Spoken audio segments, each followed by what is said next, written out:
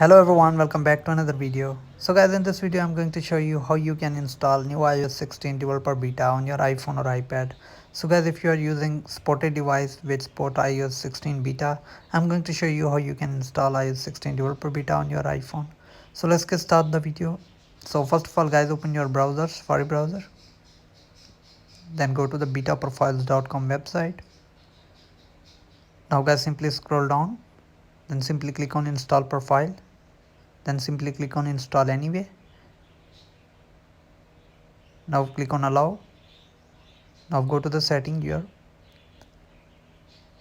Then simply click on profile downloaded. Now click on install profile. Enter your iPhone passcode. Then click on done button. Now simply click on install. Now click on not now. Now close the setting. Now open your setting again. Then simply click on general.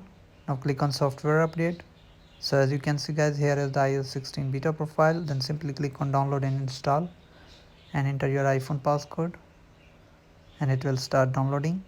So hope you guys like this video. If you do guys, leave a like and comment. Thanks for watching guys. See you in the next video.